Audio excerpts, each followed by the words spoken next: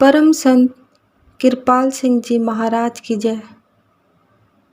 ताई हरदेवी जी की कृपाल की यादें भाग 5। एक दिन रविवार के सत्संग से पहले महाराज जी ने मुझे शौचालय साफ करने को कहा ताकि अगले दिन आ रही संगत को कोई मुश्किल ना आए। मैंने अच्छी तरह सफाई की।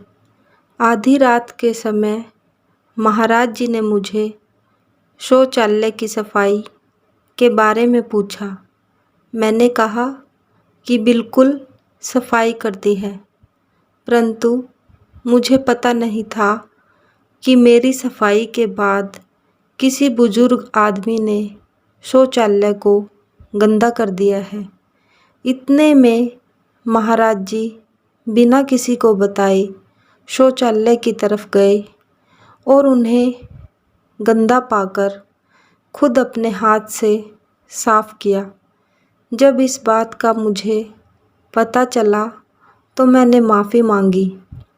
फिर एक दिन और महाराज जी को मैंने शौचालय साफ करते पाया तो मैंने उन्हें विनती की कि यह सेवा मुझे करने दे, जिस पर वे बोले कि ऐसी सेवा उस समय मैं ब्यास में भी करता था, जिस समय कि देश के बंटवारे के समय डेरे में बहुत से लोग इकट्ठे हो गए थे। फिर उन्होंने मुझे शौचालय सफाई के बारे में किसी को कुछ ना बताने का आदेश दिया। परम संत कृपाल जी महाराज की जय। एक अन्य याद में एक बार रविवार के सत्संग पर एक सांप खेतों से निकलकर स्टेज के सामने आकर खड़ा हो गया। लोगों ने कहा कि सांप है, क्या इसे मार दे? महाराज जी कहने लगे कि इसे कुछ मत कहो। सांप ने सारा सत्संग खड़े होकर सुना और समाप्ति पर आराम से चल दिया। महाराज जी बोले कि जंगली जानवरों से भी अगर हमारा प्यार हो और उनके लिए दिल में कोई नुकसान पहुंचाने की भावना ना हो तो वे हमें कुछ नहीं कहेंगे। महाराज जी ने शाम को इसी विषय पर सत्संग फरमाया।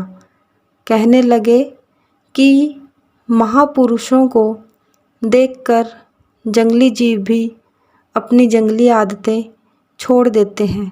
सादा और नम्रता भरा प्यार सभी जानवरों के लिए होना एक आदर्श नियम है। परम संत कृपाल सिंह जी महाराज की जय। एक अन्य याद में शुरू से ही महाराज जी बाबा सावन सिंह जी के जन्मदिन और चोला छोड़ने के दिन का भंडारा मनाया करते थे। उनका अपना जन्मदिन नहीं मनाया जाता था। उस दिन वे हमेशा चुपचाप कहीं खिसक जाया करते थे। एक बार वे जन्मदिन से पहले इसी तरह उत्तर प्रदेश में खुर्जा के पास ओसामपुर गांव चले गए। उनको ख्याल था कि यहाँ किसी को मेरे बारे में पता नहीं चलेगा, परंतु कुछ लोगों को उनके बारे में पता चल गया और तकरीबन 500 आदमी खुशी खुशी शब्द गाते हुए खुर्जा से उस स्थान के लिए पैदल निकल पड़े। रात का समय होने के कारण कभी कभी वे रास्ता भूल जाते थे। रास्ते में लोग उन्हें खाना और चाय देते रहे। अंत में वे रात में 3 बजे के करीब उस स्थान के नज़दीक पहुंच गए जहां महाराज जी ठहरे हुए थे। मैंने महाराज जी को यह बात बताई और उन्हें संगत को दर्शन देने के लिए प्रार्थना की। महाराज जी ने संगत से यहाँ आने से नाराज़ होकर ऐसा करने से इनकार कर दिया। मैंने उन्हें विनती की कि आप ज़रा सोचिए, यदि अपने सतगुरु के पास इस प्रकार जाते और आपके सतगुरु दर्शन देने से इनकार कर देते तो आपके दिल पर क्या बीतती। यह सुनकर महाराज जी की आंखों में आंसू आ गए और वे एकदम संगत में दर्शन देने आ गए। वहाँ महाराज जी 4 से लेकर 6:30 बजे तक बैठे रहे और प्रेम पूर्वक बोले कि मैंने आपको मेरा जन्मदिन ना मनाने के लिए प्रार्थना की थी, परंतु आप लोग बाज नहीं आए। महाराज जी ने अपने हाथों से सभी को प्रसाद बांटा और खुशी के मूड में नज़र आ गए।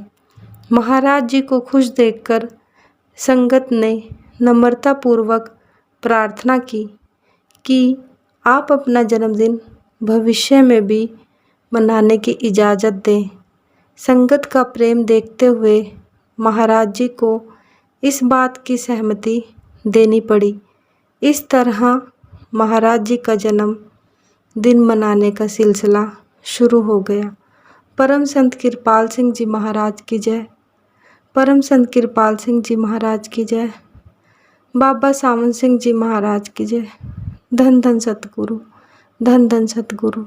सतगुरु तेरा ही आसरा, सतगुरु तेरा ही आसरा, सतगुरु तेरा ही आसरा। तेरा शुक्र है महाराज, तेरा शुक्र है।